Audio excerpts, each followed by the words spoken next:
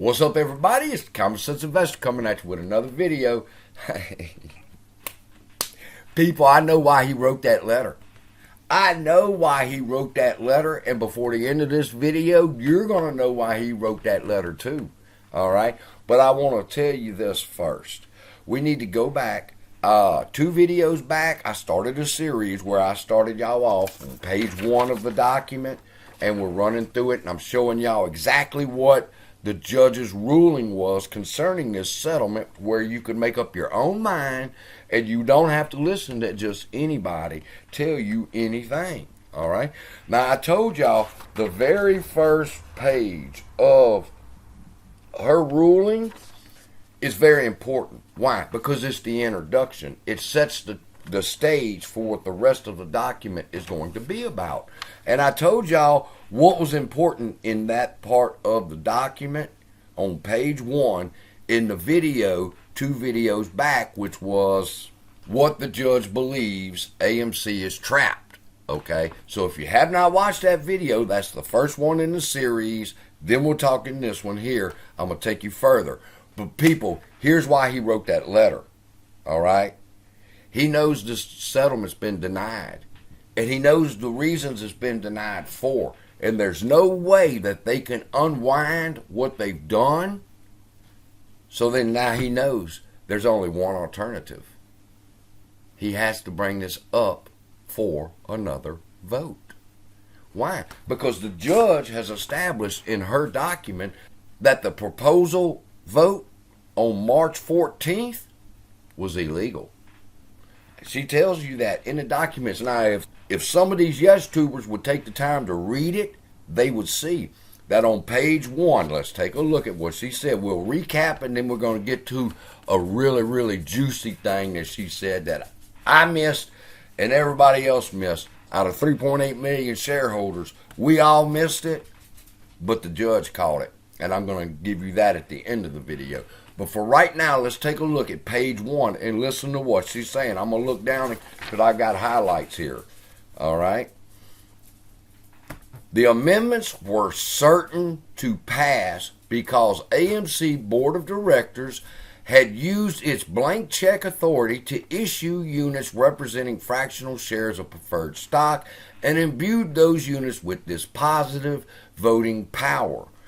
Those units have a mirrored voting feature under which any uninstructed unit votes in proportion to the uninstructed units. The mirror voting feature enables the preferred units to dictate the outcome of any vote on which the common shares and the preferred unit vote together.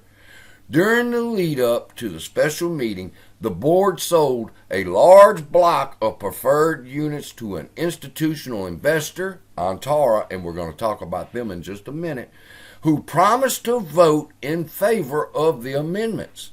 That promise, together with the mirror voting feature, ensured the amendment's approval by the combined vote of the preferred units and the common shares. So she establishes right there on page 1, she's got a problem with the vote. She said if it had not been for the mirrored vote, this would not have passed. Now, ask yourself the question again. Why did Adam Aaron write that letter?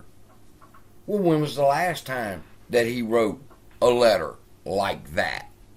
When he was trying to drum up effort for what? The vote.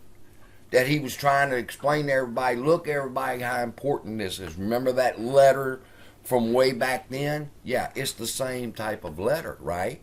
Yes. So what would that mean?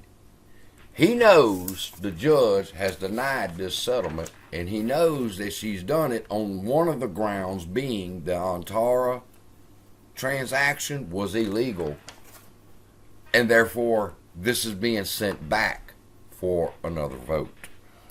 And there's only one thing different this time. Antara don't have all them shares anymore. But I told y'all we're going to get some juicy shit in just a second. But first I got to remind you, remember when I told you she called us human owners? That was important because she's establishing the difference between retail investors and institutional investors. You'll see that in just a second too. On page 5, she says, citing AMC's financial situation, the parties have sought to present their settlement for approval on a compressed time frame. Even moving quickly, the court post-settlement is fair and fulfills the principles of due process. To cut to the chase, the settlement cannot be approved as submitted. In other words, AMC and Allegheny, take y'all settlement, stick it in your asses. It didn't fly in the courtroom, and she's telling us why. The very first thing she says is this: the voting was fucked up on March 14th. And on page 6 of the PDF, it says right here, finally, the release of claims arising out of preferred interest is not supported by consideration. Awarding more shares to common stockholders necessarily comes at the expense of preferred units. The settlement consideration harms preferred unit holders. The settlement, therefore, cannot be approved as presented. That's the end of this section. That's why she starts it with finally. Finally, let's talk about this. You can't give AMC shareholders 1 for every 7.5. That harms the apes. All right? Shareholders. Now, she started off with the vote was wrong, and she ends it with you can't give away extra shares, and as a settlement payment, you're going to harm another security. All right? So now you see, people, pages 1 through 6 of this document, if that's all you've read, well, then you would know how that judge feels about this case. She starts off at what I just told y'all. The voting of the situation was messed up, and ends with you can't give a settlement out of this nature. It harms another security. All right. Then she goes into the background, and she's going to start talking. Now, we covered this and we covered A in another video. So we're going to skip on down here to B. There's really nothing more that you could say about B. It's just the fact that this is the first thing. In addition to common stock, AMC certificate authorized 50 million shares of preferred stock. None had been issued. Okay? Right there, she's telling you the creation of APE itself was legal. She is not disputing that. She says none had been issued. She didn't say none could be issued. She just said none had been issued. And she goes on to talk about the creation of the APE and how it was given out as a dividend. And she talks about how the APE is structured, okay? Then she gets into section C. And this is where it gets juicy. Here it tells us that on December 21st, Adam Aaron and the board submitted to us that they would be holding a shareholder meeting where we would be voting on these proposals. And at the same time, December 21st meeting, the board approved the sale of 110 million apes to Antara Capital LP. AMC and Antara entered into a forward purchase agreement pursuant to which AMC would sell 106.5 million apes to Antara for $75.1 million and purchase from Antara 100 million of the company's 10%, 12% cash, toggle, second lien notes, blah, blah, blah. The forward purchase agreement also contained a lockup restriction that prevented Antara from selling, transferring, or otherwise disposing of apes for at least 90 days. Antara also purchased 60 million apes at a price of $34.9 million through an at-the-market offering. Antara agreed to vote all of its ape holdings in favor of the proposals when approving the Antara transactions. The board specifically noted that AMC had a good chance to secure approval of the proposals given that the ape unit holders would likely want to convert their units into common shares. Listen to this. The next day, AMC announced that it would hold a special meeting within 90 days for the stockholders to vote on the proposals. On February 7th, AMC issued 8 units called for by Antara. That happened February 7th. 2 days later, the company waived the forward purchase agreement's lockup restrictions, permitting Antara to sell up to 26 million apes ahead of the special meeting. All right? Now, We all knew that happened, but what we all missed was this next section. Since the record date for the special meeting was February 8th, Antara could still vote any apes that it sold. So, what she's saying is, when AMC set the record date and then they allowed Antara to sell their shares, the people that were buying them shares, yeah, they didn't get the right to vote. Antara voted them shares. And how we missed something as simple as that, I don't know. But the judge picked it up, and she said she has a problem with that. And then I love this last part.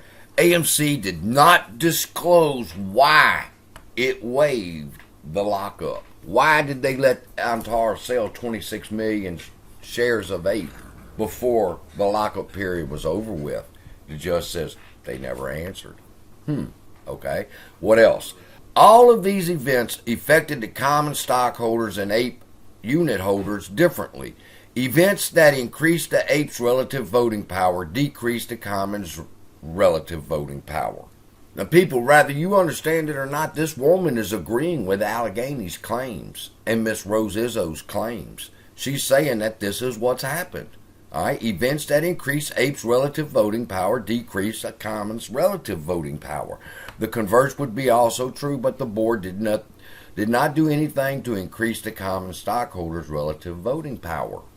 And that's the end of Section C. We're going into Section D now, which is going to talk about the conversion and the status quo that she has on everything. But I'll be honest with you people, I don't believe we're going to get that far. If I'm right, what I'm seeing is that since the settlement's been denied, AMC is fixing to call for another vote, and we're all going to vote again, and they're going to make sure that it's done right this time. We won't be probably voting on a reverse stock split. Bad news, people. In just a few more days, they'll be able to do the stock split without our approval anyway. What we'll be voting on will be the conversion and some other things. Let me do some meditating on that, get back with y'all, but get ready to be looking forward to that at this annual meeting that we're about to have, he should be saying that we're going to put these things back up for vote. Probably not the reverse stock split. So, there you go. Let me sit back and do some meditating and see what we need to talk about next. Until I talk to y'all again, love y'all. Be blessed. See you in the next video. Go check out the ape gear. See you then.